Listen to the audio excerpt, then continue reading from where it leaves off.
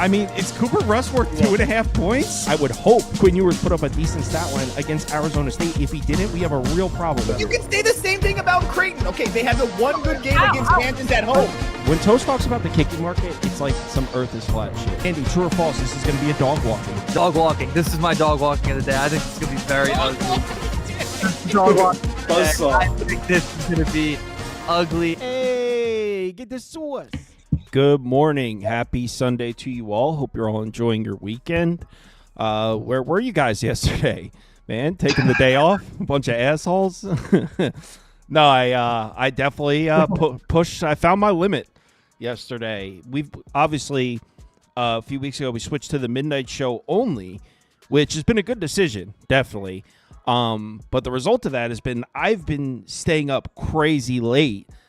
Which has also been a good thing because at like 3 a.m, I can get so much done. No one's bothering me. I don't have a million DMs. The website's live chat isn't going off. So 3 a.m, I can really like put some music on and do a deep dive on a college football team or whatever I'm trying to do undisturbed. So I've been staying up crazy late.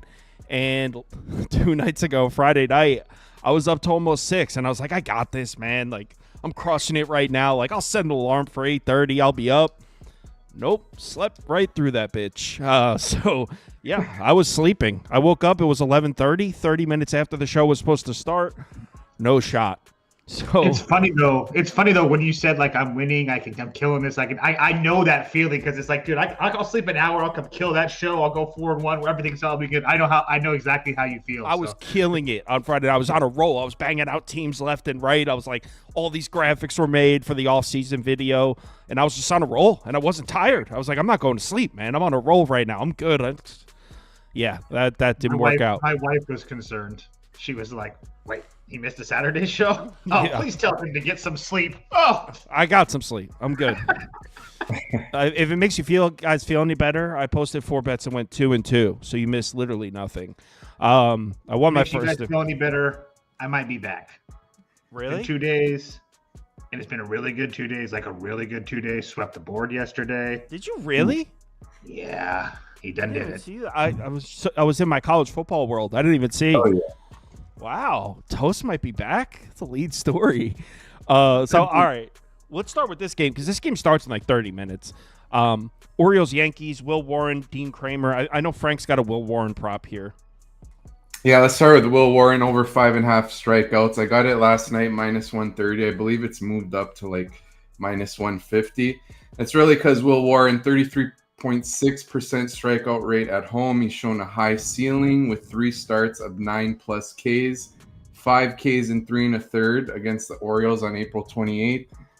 The risk here is the weather. It's hot, and that could obviously affect pitching. But I like Will Warren at 6+ Ks. Also have 2 other plays in this one. Dean Kramer over 15.5 outs. Kramer has gone over this in 11 of his last 12 starts. The Orioles bullpen has pitched 10 1/3 innings in this series. So you might have to, they might extend Kramer's outing to 100 pitches, and then we just need 5 1/3 willing to go there even in the hot weather. And finally, I like Aaron Judge over 1.5 total bases. He's really done well against Kramer throughout his career. Hold on, I'm just pulling it up. Yeah, 4 homers and 18 career plate appearances against Kramer for Judge. And then with the wind blowing out, hot, humid weather, I like Judge to get 2+ total bases here. Warren over strikeouts, Judge over bases. And I forgot to make the Dean Kramer graphic, but he likes Dean Kramer as well. He's right. It is hot here in the Bronx. Plus 37% home run index, plus 11% run index. Run scoring weather in Yankee Stadium. Just a quick glance, and I'm kind of playing catch up here. I'm looking to place some bets during the show. I've been in college football mode for I've been in a college football cocoon the last 48 hours. So Toast, first glance, I kind of wanted to play Baltimore plus 166. Yeah. Okay. Yes. 100%. I was with you. I'm with you on that. I haven't played it yet because of that weather, and it is Krispy Kreme on the mound. But we just have a situation for me, like, I might play over in a few games today, as super square it is, but it's so freaking hot out everywhere in the country. It's like hard not to take that into consideration. But if you were to talk about this game specifically, Frank had mentioned this Baltimore bullpen being used up over the last few days. I don't really trust them that much anyway. They all had most of them had the day off yesterday. Both these teams mostly had the day off yesterday as far as their bullpens are concerned. But like Kyle mentioned, the weather is crazy. And then let's just take a look at the pitchers. Will Warren, who has been really good. He has not been really good. Yeah. Okay. But I will say this. He started to not be as dominant. 3 of his last 4 starts, he's given up 3 runs or more. And we do know with this Baltimore team is that they can hit right-handed pitching. That's another thing that I'm positive. And the next thing is that Will Warren splits versus lefties. Really, really struggles with lefty bats considering righty bats. And when you're going to have Holiday, Henderson, O'Hearn, Kowser, Mullins, Dylan Carlson all can hit from the left-hand side. And it's almost like a copy and paste for Crispy Creamer. I mean, again, not a guy that you really trust. Has he shown some ability to pitch, have a couple good outings? Jesus, excuse me, get it out, would you? But, I mean, his good outings are against Tampa Bay and the White Sox and Boston. I mean, teams that really can have duds on a day-to-day basis. I mean, Tampa Bay, not so much. The Tampa Bay start was out of his mind, but you could also argue that you could fade him coming off of that because that was a really, really good start.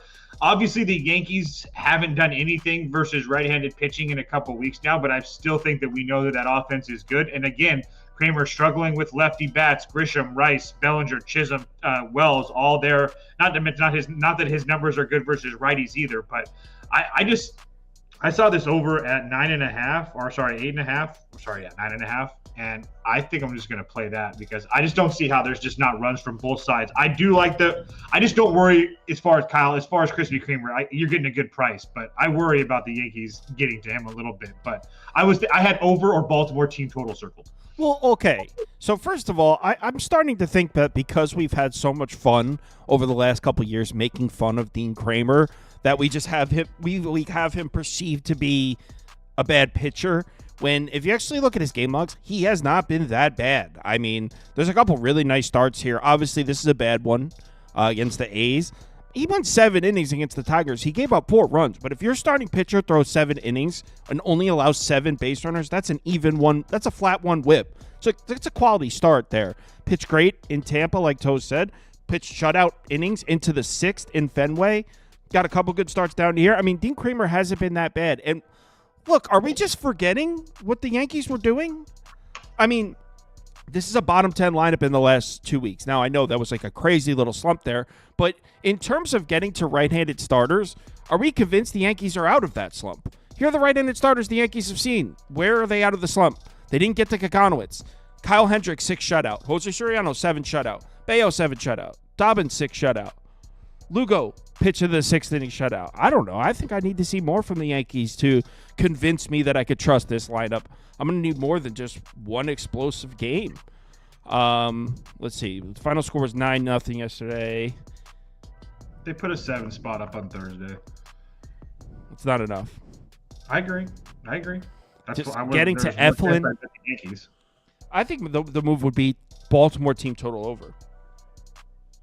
That would be 4.5 or 3.5 minus 135 on ESPN. I mean, if you're in. Say less. Ooh, that's pretty nice. This one starts. Let me get this in now. This starts in like 5 minutes. All right. Baltimore. You text my uncle and tell him to bet this one. Will you text my uncle? Where the heck is this? ESPN? Yeah. Okay. Team totals. God damn. Why can't I find this? Where the heck is it under specials? No. Game props? I've bet team totals on ESPN Bet a million times, so why can't I find it right now? Am I bugging? Right now I have to pull it up.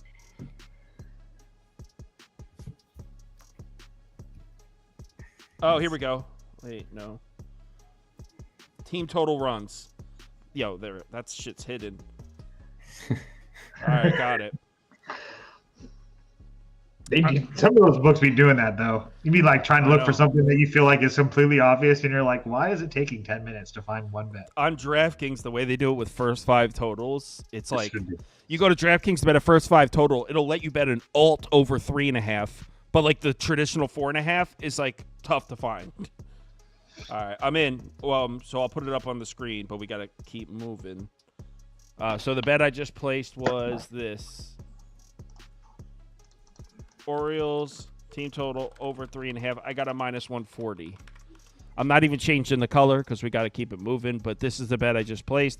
Orioles team total over 3.5, -140. I'm in. Let's move on.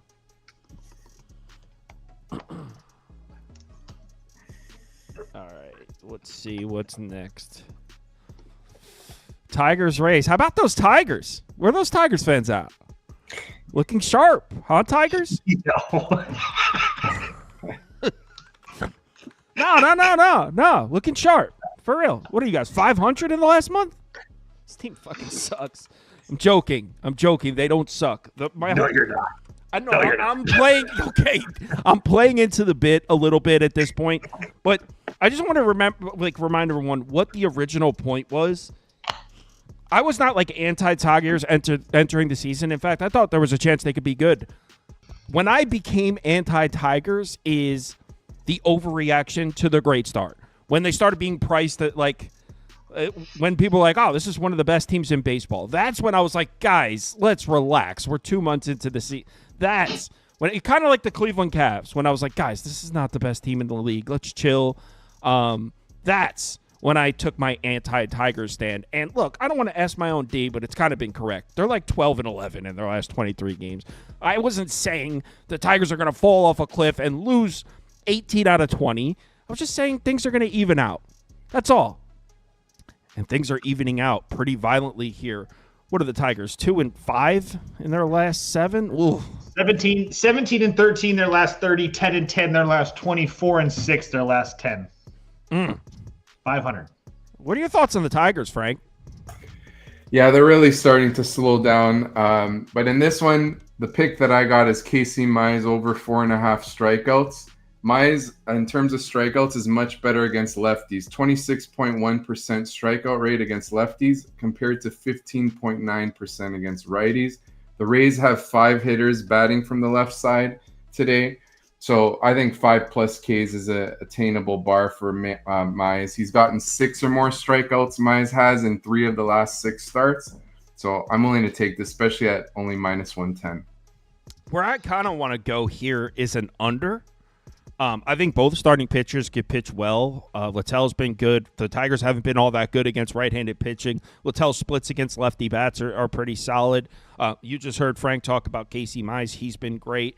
So I think both starting pitchers can pitch well. The reason I'm a little hesitant on that under is I think it was Spoon was talking about this.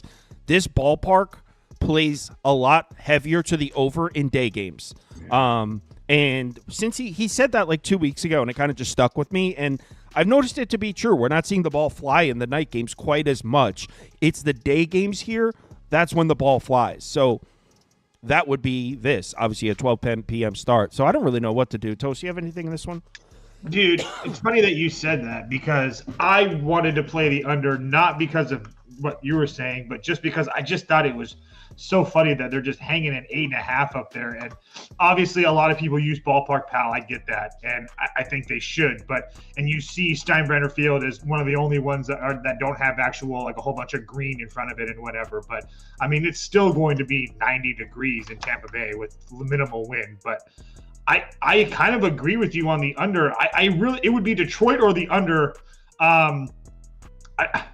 I think that they're hanging that 8.5 out there because it seems pretty easy, to be dead honest with you guys. I know I'm not going to actually bet this, but if Littell continues to give you essentially six innings of 2 or 3 run baseball, I think you're going to be fine. I mean, he doesn't have any crazy bad splits.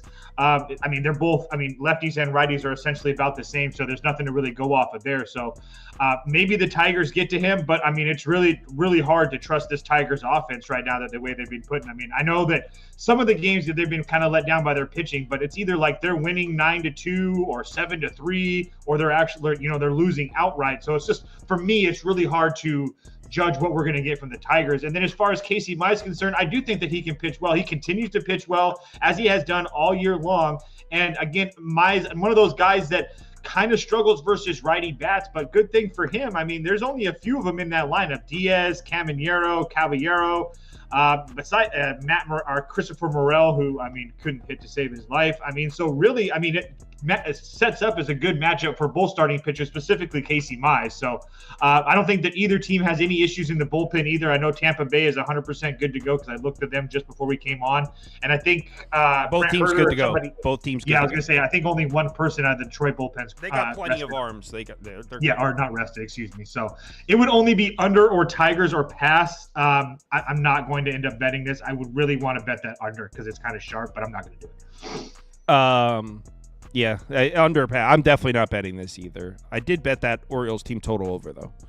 Let's move on to the next one. Rangers, Pirates in Pittsburgh. Texas came through for me yesterday. That was one of my wins. I went 2-2. Texas was one of them. We got Jack. They're giving us the Rangers at a pick 'em again. My question would be, and I'm going to look right now, what happened to the Texas bullpen? Because they were in decent shape yesterday, not great. No, they're still fine. Oh, they're fine. Yeah, they still got Wynn, Jackson, Garcia. So why are they giving us the Rangers at a pick again? Probably because Jack Leiter's been hit up his last 2 starts. Okay, they're playing the Pirates.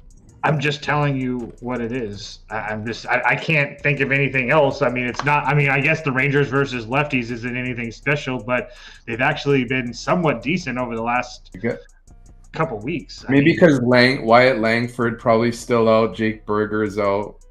Maybe just because their lineup's a little weaker than usual for the Rangers. Langford's in today. Oh, he's in today? Oh, okay. Garcia, Heim, Josh Smith, everybody. My bad. No, you're good. Berger, but everyone else seems to be playing. Frank, you have anything for this one? Yeah, starting off, I went with Rangers Pirates under 9.5. Still like it at 9. It just feels like too high of a number in a Pirates game at home. Pirates home games have gone under this in 9 of their last 11. I mean, it's hot and muggy, but it's not like it's too windy blowing out, so I'll take a chance on this one. Both games in this series have been under. And I also like Bailey Falter to go over 15.5 outs. Bailey Falter under 5.5 hits. He's gone under this in 9 consecutive starts. The Rangers have a .224 batting average versus lefties, which is tied for 22nd in MLB. Bailey Falter doesn't pitch deep into games, so that helps us with this prop as well. And being at home in a pitcher-friendly environment mostly, I think he could do this for us. I was thinking, obviously, I want to lean towards the Rangers. That's a pretty high total. If you snagged at 9.5, that's a solid bet. What about a Pirates team total under 4.5? In the rare case that the Rangers bats just don't show up and Bailey Falter pitches well, which, I mean, is very possible. We know the Rangers bats have been streaky. We're going to steal an extra 3 outs here if the Pirates win 4-2 or something. What about a Pirates team total under 4.5 is 115? Correct. On FanDuel. That seems reasonable. What do you think? Yeah, I don't hate that. I don't hate the under either. It would be unders in some way. I just feel like both these pitchers are going to pitch well. We're getting, I mean, maybe it's just maybe I'm a little bit too close to Jack Leiter, but on the road in Minnesota, that team can get you. And then the Kansas City start is unexcusable. I mean, giving up 6 runs to Kansas City is unexcusable. But I have a hard time believing in my head that he goes out there and throws or gets hit up again for a 3rd straight time. I mean, prior to that, his previous 5 starts have been all really solid. The worst start previous to that was 7 innings at home against Houston. So, and he has been pretty much just fine on the road as well. And honestly, it's hard to really fault what Bailey Falter is doing this year. I mean, a 3.49 ERA. I mean, over his last 7 starts, his worst start was at home against Philadelphia, where he gave up 4 runs in 3 2/3. But besides that, he's essentially going 5 or 6 innings and giving up 1 or 2 runs on average. So, it's just really hard for me to believe that we're going to see a whole bunch of run scoring today in a game that I know that has good weather like everywhere else in the world. But I don't trust either one of these offenses, and I actually think that both of these starting pitchers are a little bit undervalued more than anything else. So it would only be unders for me. You can definitely get a 9.5. In fact, it looks like it opened at 9 and moved up to 9.5. So you can definitely get a 9.5 out there if you're looking to play that under. Market likes the over though. I'm good on this one. And both bullpens are good to go. If I didn't say that already. Yeah, it must be beautiful weather because I don't know where It the hell is. 10 runs are coming from with those days. That's where like I'm holding off on a lot of these games because I'm like I'm not gonna bet an under or an over strictly on just weather. Yeah, because that can get you sometimes. Yeah, I've been burned by that in the past for sure. Overrating weather. Mm-hmm. White Sox, Blue Jays in Toronto. Would like to know if the roof's going to be open here. But Frank has a couple bets here. You have Hauser and you have a first 5 under, right? Yeah, so I'm hoping the roof isn't open. I it's cloudy but it's really hot in Toronto. But starting with my picks, I got Hauser over 15.5 outs. He's gone over this in 4 of his last 5 starts. In the 4 that he hit, he got to 6 innings. So he could just fly over this. He had 90-plus pitches in each of those outings. And Hauser's very good versus righties, 2.91 xFIP. Blue Jays, I haven't checked the lineup posting, but usually they have around 6 righties in the lineup. So I think Hauser could kind of keep them at bay and get to 5 1/3 innings. And then I'm adding first 5 under 5.5. Chris Bassett, much better at home. I think he could have a quality outing in a great matchup at home versus the White Sox. Like I said, hoping the roof is closed, but even if not, it's still a high number. I'm willing to take the juice. Yeah, I don't see any reason to doubt Bassett pitching well here. If the roof's closed, I'm not mad at a White Sox team total under. I think Bassett should be fine. The Toronto bullpen should be fine because they just got rocked. They lost 8-0 the other day. So Yeah. the Blue Jays bullpen is in good shape. They might not have Chad Green. Other than that, they should have everybody. So I'm completely cool if the roof is closed, betting on the Blue Jays to suppress Chicago runs. So a team total under 3.5, I would imagine. Yes, 3.5 minus 108 on FanDuel. It's moving up to like 125 on a lot of different spots. You hit the nail on the head for me. I don't care if it's open or not. Yeah, team total under. Yeah, I don't really care if it's open or not. I think that we're getting Chris Bassett off of some starts. I mean, questionable. I mean, on the road in Tampa Bay in that ballpark, it's easy to get God in good weather. He came home and let that game against a team that he used to pitch against in Oakland. He kind of got to them. He looked really good in Philadelphia, goes on the road in St. Louis, gives up 4 runs in 7 innings, and then comes home and plays an Arizona team that, can hit right-handed pitching really, really well. He went 6 innings, only gave up 3 runs. So the previous 2 games of this series been 7-1 each game. I think this is kind of more of a snoozer. I actually think that Adrian Hauser can pitch well too. He's actually been pitching a lot better than people give him credit for. I know that 3 runs over 5 or 6 innings isn't like super impressive on a spreadsheet or anything, but I can tell you if you're a major league team, especially like the White Sox, and he's giving you consistently 6 innings of 3-run baseball, you're going to take that almost every time you can possibly take it. So, it's only going to be the White Sox team total under, and I did bet this already. I'm betting it out with you. One quick thing though, one reason why I'm concerned a little bit if it's open the roof is because it's hot as hell here. It's like a heat, like it's very, very hot. So I forgot you're a Toronto native. Yeah. So where do we find out if the roof's going to be open? I'm trying to look on Twitter and stuff, but yeah, I was going to say I only know is the roof open or is the dome open, their little Twitter site, and he hasn't posted it today. Oh, okay, I need to see that. Yeah, I'll send it to you right now, Frank. Oh, beautiful. Well, in your opinion, would they open it on a day like today? I would say yeah, but I'm looking. It says heat warning for so many spots, but there's a risk of a little bit of rain at 4, but the game's at 2. I don't know. I feel like they'd open it. Hopefully they don't. Oh, maybe I'm not going to bet this then. I don't want to bet this if the roof's open. The runs get scored in that place when the roof's open. Let's move on. It's true. It's like a completely different ballpark. Next up, Braves, Marlins, Miami. Frank, you got a Sandy Alcantara prop, correct? Yes. So I have a couple in this game, just pulling it up really quick. Yeah, so I have Sandy Alcantara over 4.5 strikeouts. His last 3 starts, he's shown improved command, only 3 walks, 15 Ks. So 15-3 strikeout to walk ratio. Starting to look like Alcantara's getting back to form. 6+ Ks in 3 starts this season for Alcantara, however you want to say it. 100 pitches last game, so he's got the long leash. And the Braves versus righties rank 18th in strikeout rate. So I think Alcantara can get to 5+ Ks. And I like the under 8.5 full game in this one. Marlins home games have gone under 8.5 in 11 of the last 13. Bryce Elder, 3 earned runs or fewer in 7 of his last 8. And I'm really taking a stand that I think Alcantara is back to form. So I think he'll go 6 strong, and this will go under. Vanden Bosch is in the comments saying the roof will be closed in Toronto. I don't know. Oh, that's huge. Yeah, I just bet that White Sox team total Nice. under. Trevor, you better not be just making shit up. Yeah, Trevor, I was going to say, I'm betting this because of that information. That's huge. I just bet it because of that information. I'm literally, yeah, please. He might have been just talking out of his ass. Mizorowski! He was like, he did a voice chat this morning in the Discord, and he was like, I got to take Wednesday off work, man. Mizorowski versus Skeens at 1 p.m. Speaking like it was, who gives a shit? So I would be on that, Trevor. I'd take the day off too. So is Bryce Elder back to being a fade? It's funny that you posed the question that way, because I was gonna say this is like a game.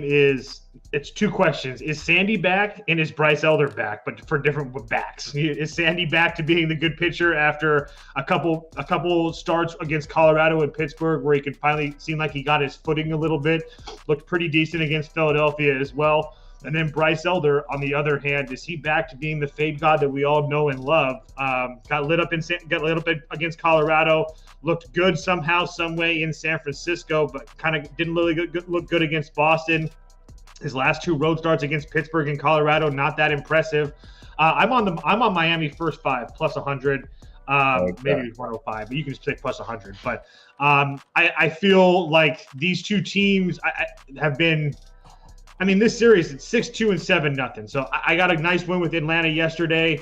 But I think this is a really good chance. And Miami's can score runs. It's not like this team is like absolutely dead as far as the run scoring. It's feast or famine as far as it's rather 6 or 8 or 1. But my point is that I don't think that Bryce Elder should be this big of a favorite. And I think getting plus money on Sandy the way that he's pitching right now is definitely worth a look, especially with the Marlins at home today. So nothing crazy big, but definitely Marlins first 5 at plus 100.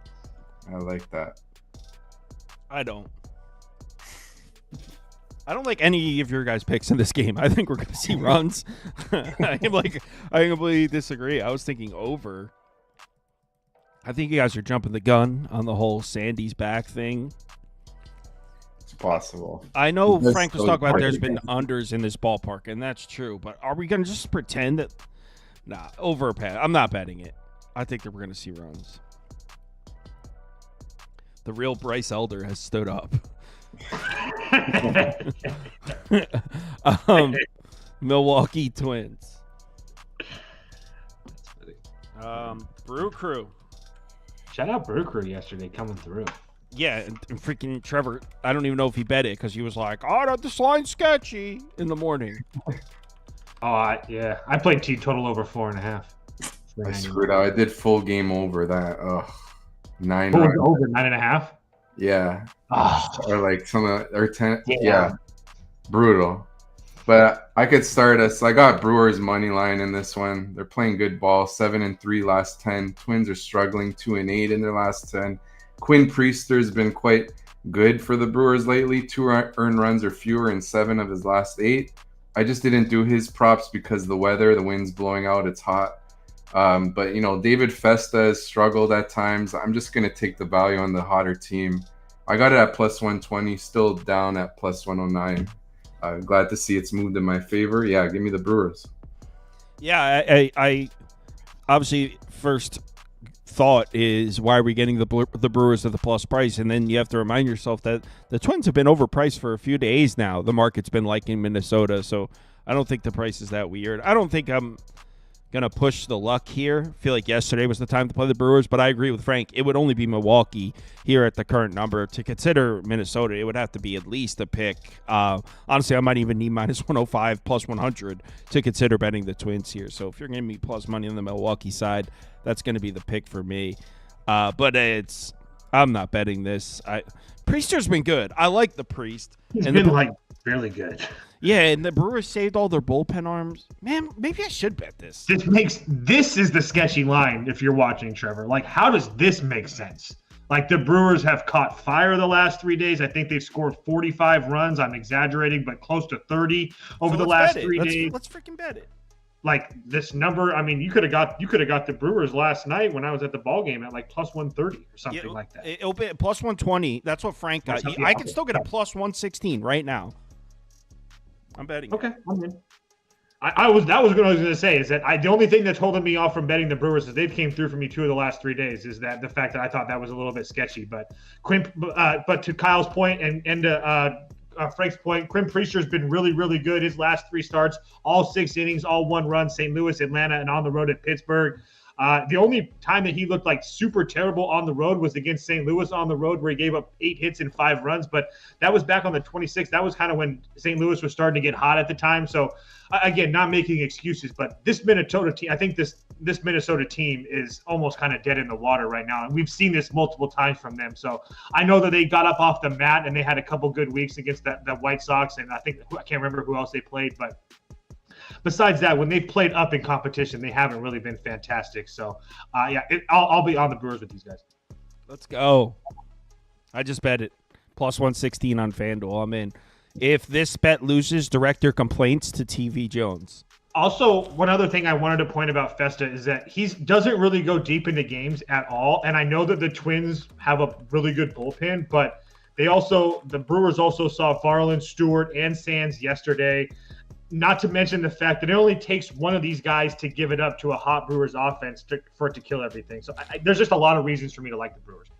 Someone asked if Trevor's getting a steak and a tater for the game.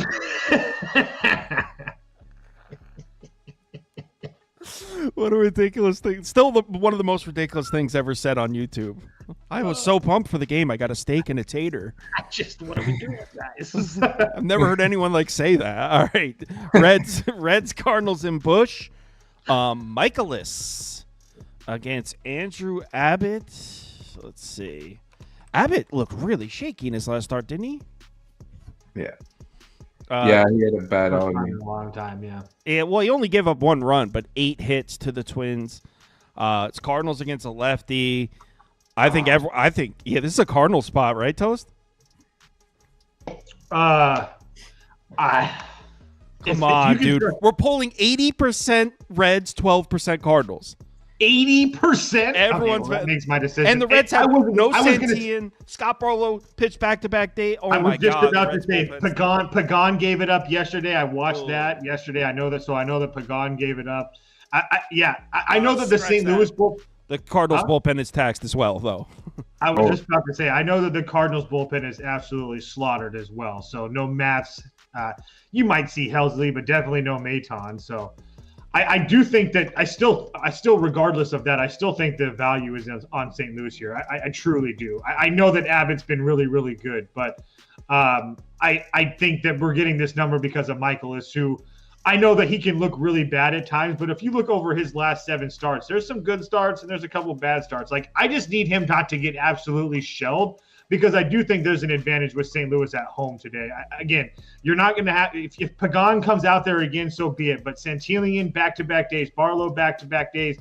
Jabot, Sutter, Richardson, all these guys 2 of the last 3 days, and heavy pitch counts as well in those games. So, I get that the St. Louis bullpen is taxed as well. We just talked about that. Helsley, 2 of the last 3. No Maton, no Mats. But besides that, Romero, Lehigh – I mean, those guys are all right. I mean, again, as long as Michaelis doesn't get absolutely shelled, O'Brien has actually been decent. He had the day off yesterday. So I just feel like there's a lot of advantages for a team like St. Louis at home on a Sunday with the world bet on the other side, and they won't give you plus money. That's what I was trying to get at first.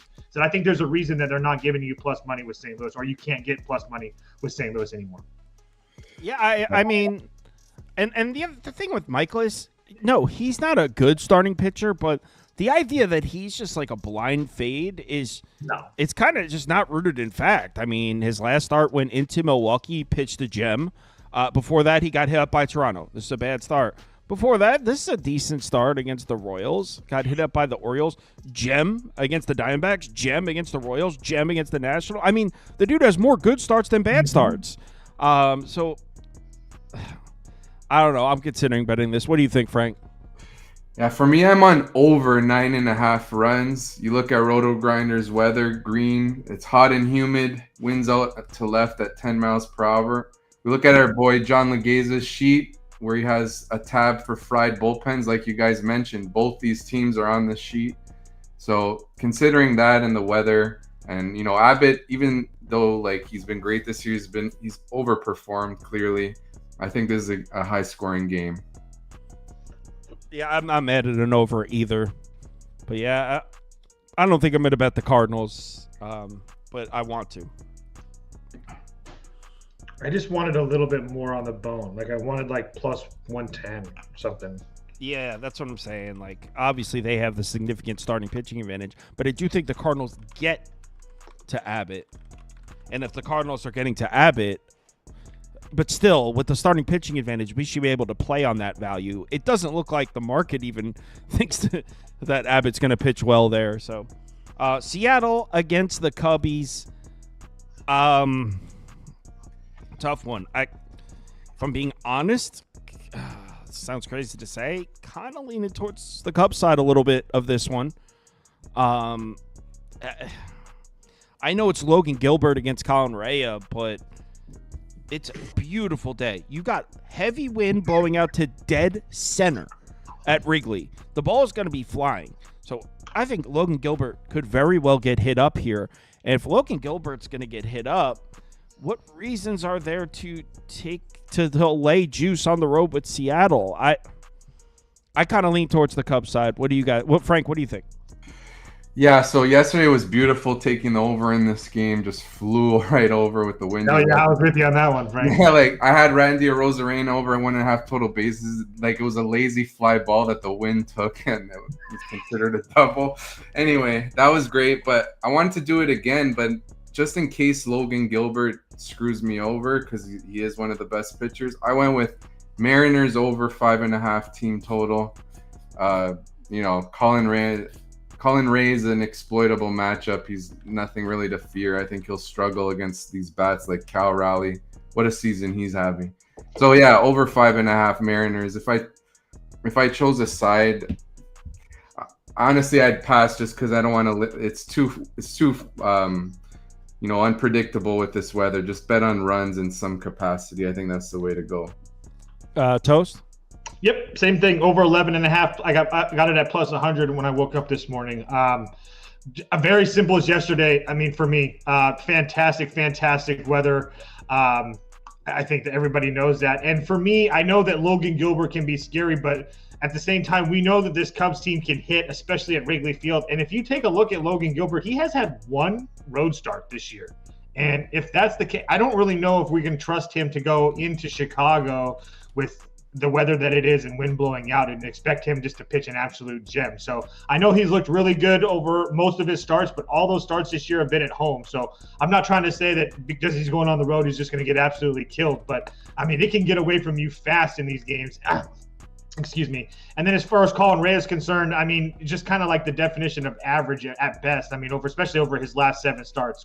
Good starts against Miami and the White Sox, kind of got blown up against San Francisco, Cincinnati twice, and Philadelphia. So, again, I think that the Mariners' bats are good enough to put some runs on the board. Yeah, again, it's mostly the weather, but I wanted to more or less point out that about Logan Gilbert, who hasn't pitched on the road at all this year. So. Yeah. Joe Walsh said in the comments that Andrew Abbott might be scratched today. Is that based on anything? Because if there's a chance we can get on Cardinals minus 105 and Abbott's going to be announced that he's not pitching, that should be a very nice ticket to be holding. Is that? Can anyone confirm that? Is he just talking shit? I don't see it anywhere. I just looked quick on Twitter, latest poll. I was going to say, the best you can get is Cardinals right now is plus 100. It's starting to move. I mean, I was wondering if there's anything on Twitter, but quick shout out to Andrew Choi for the super chat. There's a ton of reasons to be here. Friday hit an early live 8-legger and a massive 7-leg for the night games. Sauce is the boss. Appreciate all you guys. Appreciate you too, man.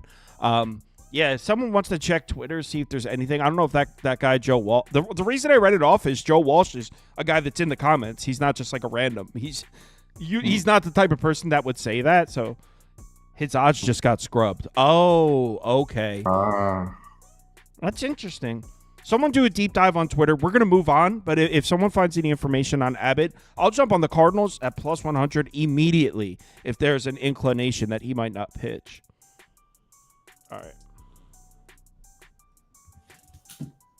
Let's move on to the next one.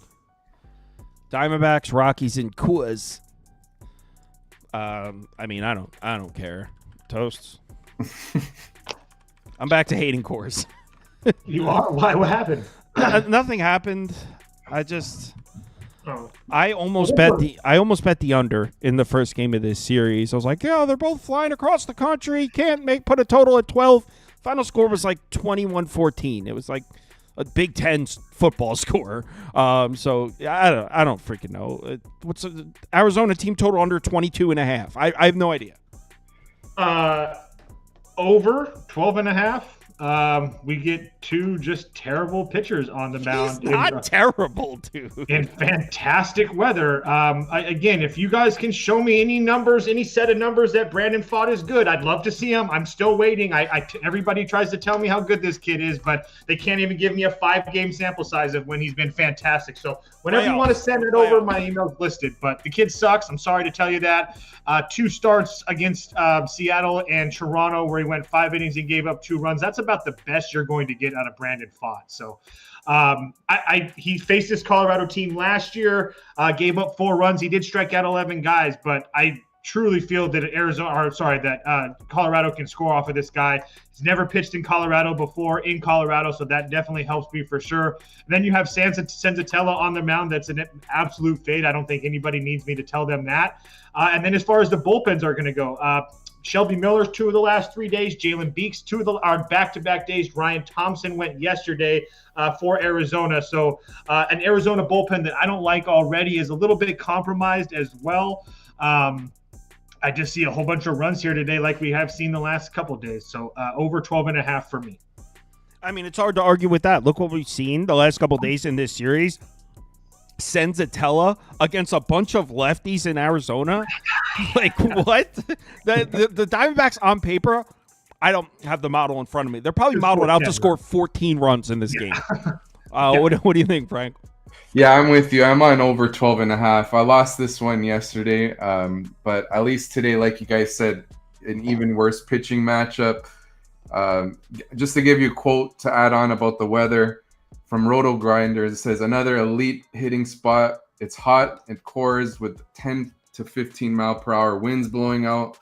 Yeah, honestly, the D-backs may even get this for us on their own. I was thinking that too. I didn't want to say it. I'm glad you did. Benzatella is a disaster. What about Rockies money line though? The Diamondbacks bullpen already sucks. Shelby Miller probably not available. Beeks probably not available. I mean, that's why I played the over. But yes, Rockies up. All right, let's move on. Kyle, if you don't know, Frank, Kyle, there's about once a month, Kyle gets this little feeling that he's got to bet the Rockies somehow. And I don't know. They're only one of the most profitable teams in baseball in the last 2 weeks. Just saying. See what I mean, Frank? Yeah.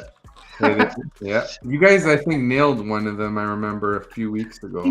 He's 1 for 1 in the do or die Rockies bets that I can remember. But the one was like a plus 260, so you're up money. That's for sure. Nice. No, I lost the one where we watched it in the Bronx. Right, that's what I'm saying. But then you got the next one. I got the next one. Yeah, like plus 185 or something. All right, Cleveland Athletics. This is one of the ones I lost yesterday. Had the over. It was 4-0 in like the 3rd inning. It was looking great, and the final score was 4-2. So no runs after that. Slate Ciccone against J.P. Sears. Frank, what do you think? Yeah, I went with Ciccone, 4.5 over 4.5 strikeouts. I laid some juice because I've been getting burned and losing these key props by 1 lately. Ciccone has a 13.5% swinging strike rate, 6 Ks and 8 Ks his last two. The A's have been striking out at a high rate lately. Like, look at Luis Ortiz yesterday, 10 Ks against them. I think we could see 6 here. I'm even willing to do 5.5. I just took it at 4.5 in one spot that had it so laying the juice, but give me over 4.5 Ks here. What is the price on that? This one's juice, minus 160. Oh, okay. That Yeah. is juiced. Very juiced. Toast, anything? 1-0 Baltimore, top of the first. Aye. Hell yeah. I have absolutely nothing on this game, guys. I don't really know. I have no idea what to think, honestly. I think both pitchers could get got. It wouldn't surprise me if both pitchers kind of pitch well, considering that, Ciccone hasn't been terrible. He's been pretty solid for them. Again, I think the idea is if you're going 5 or 6 innings and giving up 2 or 3 run baseball and giving your team a chance to win the game, that's exactly what he does. Nothing special that's going to blow you away, but usually doesn't get blown up at all. And then JP Sears is terrible. I will give you that, but so is Cleveland versus lefties. So it's just really hard to get there to bet Cleveland, especially at a minus price like this, and trust that offense to score against a lefty. So not to mention the fact, Clase, Gaddis, and Smith all went yesterday. They had a couple of days off prior to that, but there's just enough. You can pick reasons to like each team or not like each team. This is like a heavy pass for me. I guess you can say under for me, just because I feel like both pitchers can pitch well, but obviously the weather and the park kind of negates that. But it would only be under a pass for me. It would be Cleveland or pass. I think I know Cleveland against lefties, no one wants to make a play on that. I get it. But remember, a large majority of that came against the best lefties in baseball. And remember, I won a game recently where I took Cleveland against a good lefty. I can't remember who exactly it was, but everyone was like, how could you? Maybe Robbie Ray. Yeah, it might have been Robbie Ray. But look, I don't think the Cleveland bats are good against lefties by any means. I don't think they're a blind fade either. They did have 7 base runners, 3 earned runs off Robbie Ray. Before that, they got to Nick Lodolo. So they've actually gotten to a couple lefties in a row. Well, 2 in a row, yeah. I just think this is a very affordable price for a much better baseball team. Not to mention, everyone's available. They used Clase, Gaddis, and Kate Smith yesterday, but they're all going to be available. We have the much better bullpen. What just happened? Somebody put a quarter in the merry-go-round. 1 run score. 2 runs. Oh, he got there. O'Hearn's so slow. That piece of shit. Not a good start from my Will Warren. Wow. 2-0? Yeah. Nice one. How about a single to cast the team total over? Yeah, and single cast is on the show and we all go home happy. Give me a single to cast the bet and I'll turn the game off. Fuck the Yankees. All right, let's move on to Boston. Do it with me, Kyle. Drink that water. Giolito. So Giolito's back, Toast? I think he's back, guys. I've been saying this. I've been catching a lot of heat for it. I think some of that heat was I was responsible for. Probably. I might have been the ringleader of that heat. All right. But, you like Boston? Guys, yes, I bet Boston at plus 134, I think it was. I'm going to continue to tell you guys, I think that getting Lucas Giolito at these crazy prices, I'm going to continue to take him until he gives me a reason not to. So, again, over his last 7 starts, 2 bad starts, everything else is really good. His 2 bad starts at home against Atlanta, gives up 6 runs in 4 innings. And then against the Angels, he gives up 7 runs in 1 1/3 innings, or 1 2/3 innings. But Seattle and Tampa Bay, 12 total innings, 1 run, 14 strikeouts. You'll take that. Atlanta, Baltimore, Kansas City all pitched really well. Again, my point is that if he just gives us 5 or 6 innings of decent baseball, we're going to be in a really good chance to win this game. Not to mention the fact that I know that this Boston bullpen can be kind of frustrating at times, but he's going to have a Boston bullpen that has essentially everybody behind him and rested. They all had the day off yesterday, and that's key to me because a couple things. One, Robbie Ray hasn't been the same Robbie Ray as he was in the first part of the season. Again, nothing crazy, but his last 2 starts, only 10 total innings against Cleveland and Colorado. 2 teams offensively that really haven't been great, especially this season in the last couple weeks. 10 total innings, giving up 11 hits and 3 runs, but the walks are starting to come back, and that's always going to be an issue with Robbie Ray. 4 walks in his last couple starts. I mean, I think he had 4 walks total in his previous 4 starts before that. So if Boston can just take some pitches here and make Robbie Ray get in the zone, I think that we're going to have a chance now. And then behind Robbie Ray, Duvall's went 3 of the last 4 days. Rodriguez 2 of the last 3 days. Tyler Rogers went yesterday as well. I just don't see how San Francisco has such a huge advantage to be commanding a minus 161 price when I truly feel that Giolito and Robbie Ray are a lot more equal than people give them credit for. Sure, Robbie Ray has a little bit of an advantage, but I don't think it's minus 160 an advantage with the major arms in his bullpen not available. I've already bet Boston at plus 135. Yeah, I mean, I will say, so my criticism on the Red Sox was I don't trust the lineup against right-handed pitching without Devers. Their numbers against righties are awful if you take Devers out. That being said, Robbie Ray is not a righty, and if you look at Boston's numbers against lefties, I'm not saying I'm not saying I'm 100% buying this, but it's tough to argue this is a top 5 lineup against lefties on the season, top 5 borderline in the last 30 days. So this Red Sox lineup looks different against left-handed pitching. You got Ref Schneider in here. I like Ref Schneider. He's going to be leading off today, it looks like. I don't think it's crazy that the Red Sox are able to get to Robbie Ray. There's probably no Duvall for the Giants. I mean, and Rodriguez 2 of the last 3 have small pitch counts, but it doesn't look like they're pitching it back-to-back days. I agree that I think the move is Red Sox or pass, but what about possibly we got a 7.5 total. You're giving me a road dog at plus 134. I bet you I can get a real nice Red Sox team total over price. It would be 3.5 at plus 1. Oh my God. You can get a 2.5 minus 150. Ooh. That's what I'm saying. Or 3.5 plus 115. I would definitely pay the I'm gonna. Where's that 2.5 at? ESPN. I'm going to bet that. So Frank, what do you think? Make sure you bring your GP. Yeah, I'm totally on board with you guys. I got Red Sox money line. It's just too nice of a price with how they've been playing 10-3 in their last 13 games. And like you guys have said, Giolito has really turned it around. Adding under 7.5 because, again, I'm betting on a quality outing from Giolito here. And just in case Robbie Ray, goes 6 and gives up 3 runs, I think 7.5 is nice here. Like you said, the Red Sox bullpen had the day off yesterday. And then finally, I'm going Lucas Giolito over 15.5 outs. It seems a little bit too low considering how Giolito has looked lately.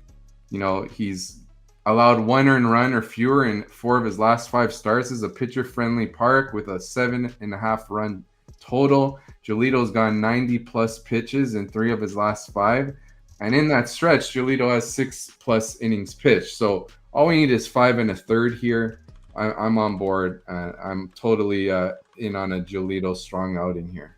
This is what I bet on. I am not totally in on a Giolito strong outing. Let me just be clear about that. I was actually considering the over also, but I do agree that I don't think it's crazy that the Red Sox score some runs on Robbie Ray. So this is what I went with, and I just placed this bet just now. Red Sox team total over 2.5 at minus 145. I just got. So I'm in. Red Sox, just get me to 3.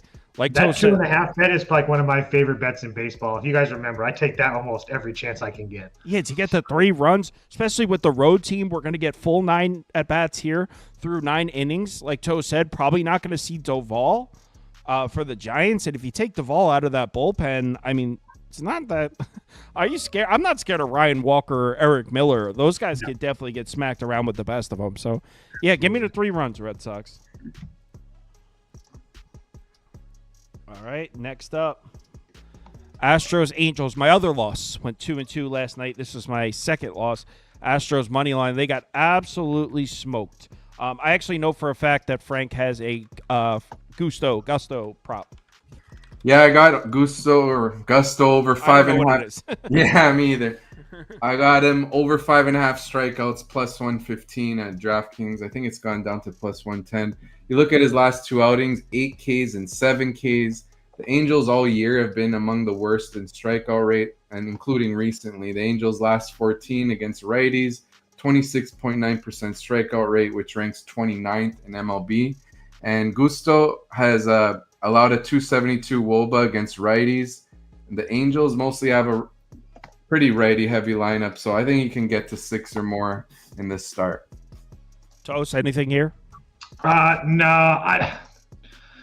I just don't know what to think of this Astros team, honestly. It's just really hard. I know that they've been playing really good baseball over the last couple of weeks, but it's just, I feel like for me, like I just haven't been in on it, and so it's just really hard to find spots to like them.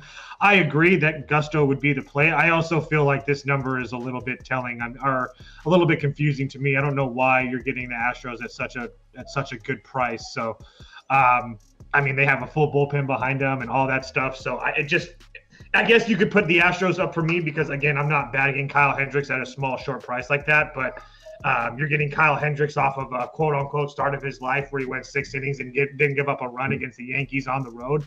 I would assume that the Astros put some runs up on him. But yeah, I mean, I agree. It would only be Houston at the current price. And yesterday they had no Hader, no Abreu available.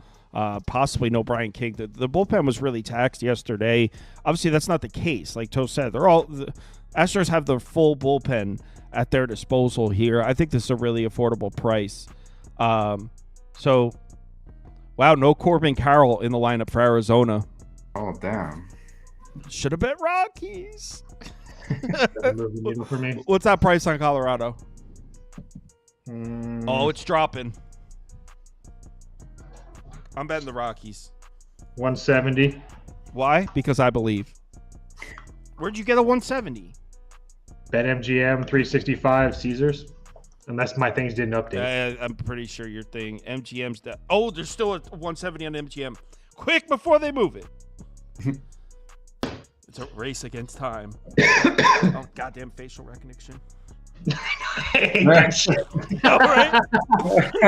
Oh my God! Verify my phone number. Luckily, the iPhone stores it. Come on! Get that 170. So you kidding me? Verified my phone number. Come on, plus 170. That was funny. Confirmed. I'm in. Plus 170. A race against time. This Nats game. This is the game last night. I swept the board last night and I left the Nats. I said it twice in the Discord. Does anybody want to bet the Nats? Crickets. I just needed one person to jump in with me. Just no one wanted to bet that dumb shit. Yeah, it was just $3.99 as a plus 200 dog. Yeah, Trevor, speaking of Nats, Trevor likes the Nats again. He ran a voice chat this morning. He was trying to convince everyone to bet the Nats. He ran a voice chat this morning? Bro, I woke up, drank coffee, went downstairs, sat on my computer. Opened up the Discord just to see if anybody had messaged me. There's fucking 18 people having a voice chat that Trevor's running. What the hell happened? This is anarchy in here. Trevor's running morning voice chats? What's going on? I tuned in. It's the fact that it's a morning one is even funnier to me. That's why I was laughing so hard. The morning voice chats? I was how long was I asleep? What happened? I was just up 4 hours ago. Anyway, Trevor likes the Nats here. I completely disagree. I think the Dodgers are going to smoke Soroka. Yeah, I think it's only Dodgers minus 1.5 for here. I'm not going to bet minus. Toast, did you missed it because you were kind of traveling? That's all your thing. No, dude, minus 1.5 is the worst bet ever. I saw your thing. I don't think I'll ever bet a minus 1.5 again. So actually, I'm changing this to Dodgers money line. I'm not betting this game, but it would only be Dodgers in some way. I got someone just said the Rockies just dropped 25 cents. Yeah, I got plus 170. Sniped it. Toast, what do you think about this one? I would agree with you. I think the Dodgers end up smoking them. This Nats team is just really hard to trust on a day-to-day basis. Again, it's another one of those I like to say feast or famine teams. So Is Ohtani actually pitching to start? It doesn't really move the needle for me if he does, but you're only going to see Ohtani for one inning. Again, I know that it's cool to talk about, but it's more about Kasparius, who doesn't move has the been needle really, really either good way. Ohtani, yeah. So, but yeah, it would only be the Dodgers -1.5 for me. Again, Soroka has been absolutely terrible. He had one good start against the Rangers. It's just really hard. Trust me, I was all over Washington yesterday. I didn't want to play him, but it's not it's not even me trying to fade Ohtani. It's just the fact that I think that Kasparius is a lot better than people give him credit for, and everybody in that Dodgers bullpen had the day off yesterday besides Jack Dreyer. So Banda, Kopech, Vesia, Yates, Scott, all behind him, and should be just fine and good to go. So it would only be the Dodgers for me. Am I actually betting it? No. Frank? Yeah, for this one, I decided to go first 5 under 5.5 Nationals Dodgers because I know Ohtani didn't look really good in his debut, but it is Ohtani. I think eventually he'll get going, and I do like the combo with Ohtani and Kasparius. I'm a Kasparius guy. I think he could be, he's a solid bulk starter. And I know Soroka questionable, but one thing about him is he's been real good first time through the order, allowing 249 WOBA. I think he just has to keep them slightly at bay for first 5 innings because I'm kind of confident Ohtani and Kasparius combo will shut down the Nationals through 5, and getting 5.5 even with the wind blowing out, I'm going to take a shot on that one. Toast, no Carroll, no Marte. Oh, damn it. Plus 170. Watch, they still get beat 11-2. In on that Rockies. Plus 170. All right, let's move on to the next one. Royals, Padres. Toast, you going to be at this game? No. So one day this week we're taking off. So I will not be there to see my beloved Randy Vasquez. Oh, your boy. Wow. Do you think the I had to Padres? go see Yamamoto instead. That was my. You saw Tatis hit a homer. We did see Tatis hit a homer last night, and Manny the night before. It's been a Did nice he hit it trip. into a sea of San Diegans? He did. It was awesome. When Tatis hit the homer, you could tell he had been needing it because he was thank you finally. So, do you think they beat Lugo? Well, I mean, Randy's on the mound, so the question you have to ask is who's the lefties in the lineup, and really there's only 2 that you have to worry about: Pasquantino and Jack Caglione. They do have Rave and Isabel at the bottom of that lineup, but it would only be the Padres for me. Don't know if I can actually bet it, though. I guess if you're getting plus 100, I don't mind it. I do think that this Padres offense is starting to come along, especially watching them the last 3 nights. It's not necessarily – it's the bottom of the lineup that seems to be getting some hits. It's guys like Gavin Sheets and Bogarts and stuff like that. So if these guys continue to play at the level that they're playing at, I do trust them to pitch well. I just don't know. My issue is that I don't know if this is – how we can trust Randy. And I know this is maybe I'm just thinking about it too much, but I mean, he's had 3 straight starts where he went on the road in Milwaukee, a big spot, and then 2 back-to-back spots against the Dodgers. Like, it wouldn't surprise me if this was like a little bit of a sleepy spot with him at home against this Royals team. But again, I do think that Randy could pitch well today. And as far as Lugo is concerned, continues to pitch well. I'm not there as far as trusting him yet. I know that some of the regression monster people say that it's going to come, but they've been saying that for a while now about Seth Lugo, and it never really comes. So it's really hard to think that the Padres are just going to get to him easily. So it would only be the Padres for me. It would be the Padres or the under for me. Also, I don't think that they're going to have I was going to say, and everybody from the Kansas City bullpen was rested yesterday with Cameron and them. So, yeah, it would only be the Padres for me or under, but specifically the under. Yeah, I like that under. In fact, I was trying to circle how I would do that. I know I've been pretty vocal about liking the Royals bats on the road because they've made me a believer. I don't know where it came from, but this Royals team top 5 offense on the road. I don't understand. It doesn't make sense to me. But like Toe said, there's not a lot of lefties in the Royals lineup, and Vasquez, we all know him as a bad pitcher, but he actually has nice looking numbers against righty bats, and that's not. I'll pull it up on the screen. this is just this season.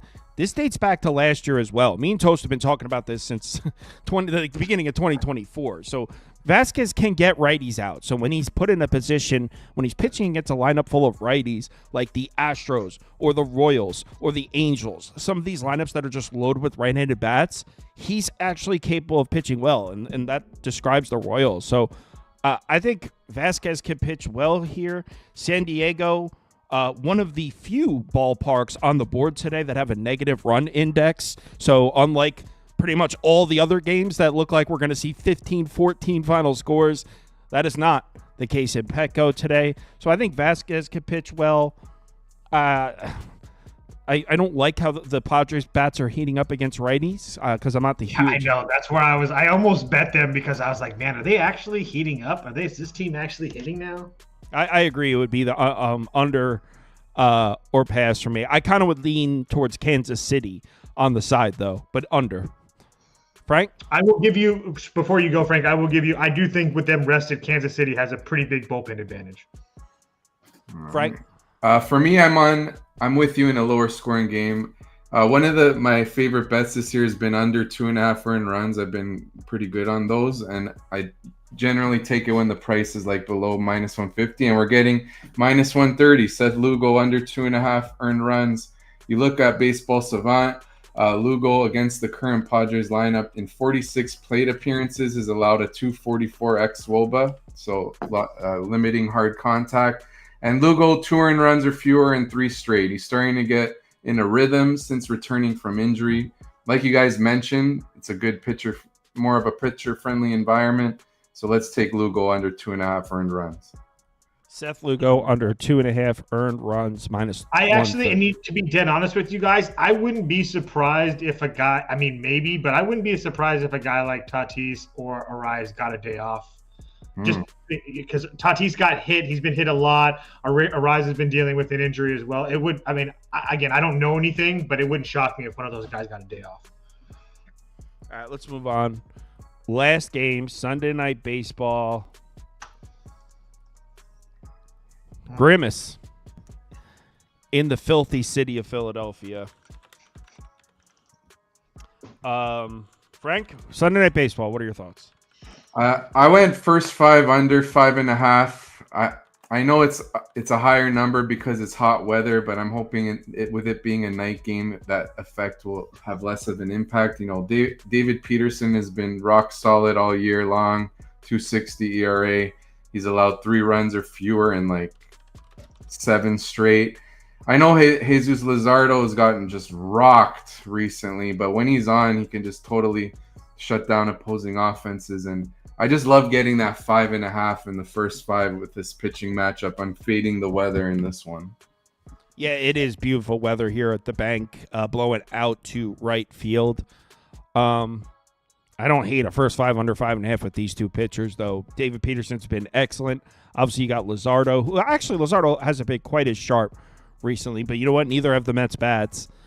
Keep in mind, 3 of the Mets runs came on the weirdest play by Castellanos ever in right. I don't know what was that. I don't know what that was, dude.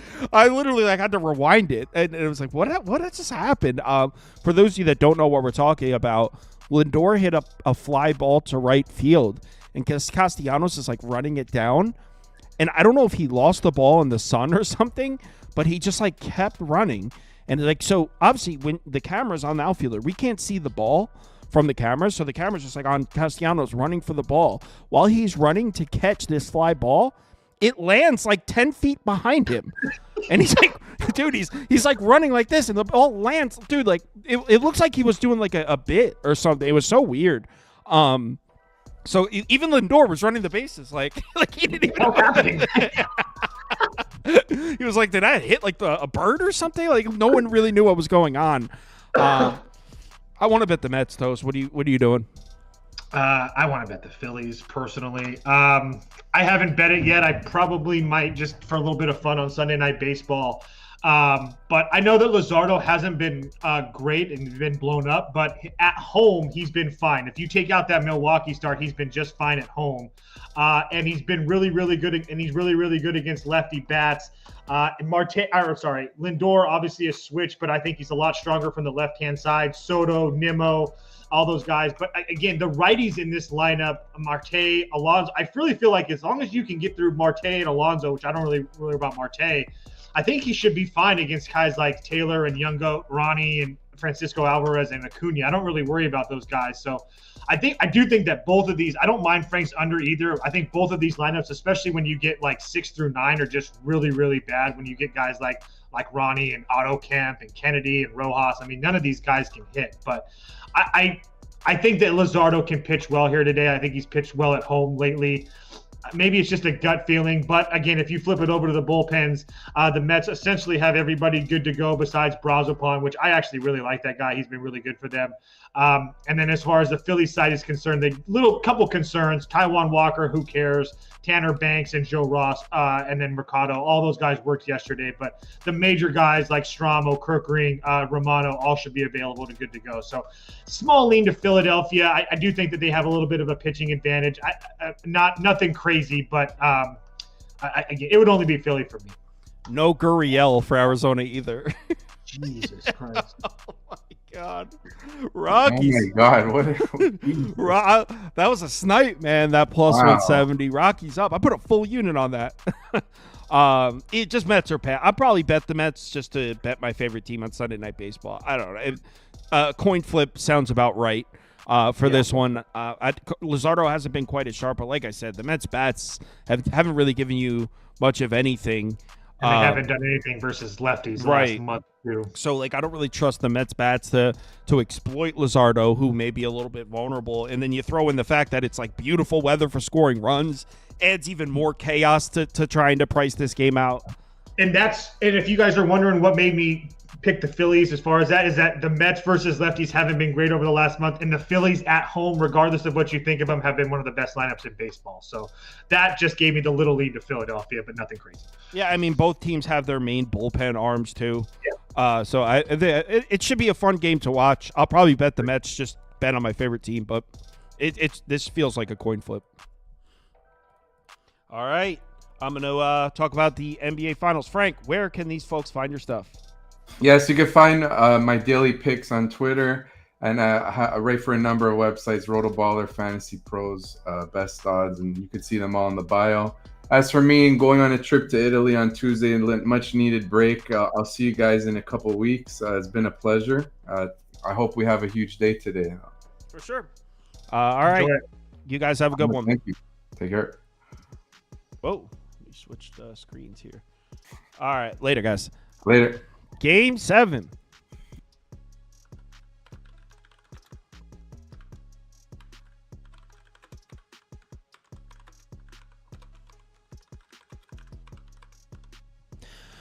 All right. So the auto fade, the Thunder on the road would have come through in Game 6 had I bet it. I did not. I haven't really been betting the NBA Finals. These markets are going to be efficient, as you've heard me say over and over again 1,000 times. I think if you force me to bet this game, the way to go, if you wanted one bet that I think had the highest probability of hitting, it would be right here. Pacers team total over 103.5. That's super low for the Pacers. This Pacers offense had been, there was a couple games where it looked a little shaky in this series in particular, but as a whole, the Pacers offense has been electric on the road so far in this playoffs. Halliburton's been shooting the lights out on the road. The Pacers offense has looked great in their road games. Now, Oklahoma City has played much better basketball at home, so I hear that. But you got this total all the way down at 214.5. We're expecting elite defense here in Game 7. They're on the road against the best defense in the NBA. So I completely understand why the market's pushed it all the way down here. But I think this is the way I would go. I would lean the Pacers in terms of a side. Pacers +7, because like I said, I think These EPM-based models are taken into account the second half of the regular season as well, when, in my opinion, based on the way the Pacers have played in this postseason, I kind of want to throw that out, and I personally would have this one at like Oklahoma City minus 4.5, 5, just because the way the Pacers have been playing in the postseason is definitely 2.5, 3 points above what the model might show they should be rated. Because they've just elevated their game. They've been so red hot in these playoffs. So I think they've been pretty underpriced throughout the entire postseason. I get it. It's the Thunder at home, but it's Game 7, and this team's been clutch as hell. I find it hard to believe that the Pacers are just going to get routed, but definitely could happen. We've seen it happen in this series. Like I said, it's the NBA Finals, so please bet responsibly. These markets are going to be efficient. There's no betting value on the NBA Finals. It's just have fun, but gamble responsibly. I'll be on the Pacers in some way, but again, just gambling. Everyone, thanks for watching. Hit me up if you need me. Remember to bet responsibly today. Be back at midnight to talk about Monday stuff. So see you guys in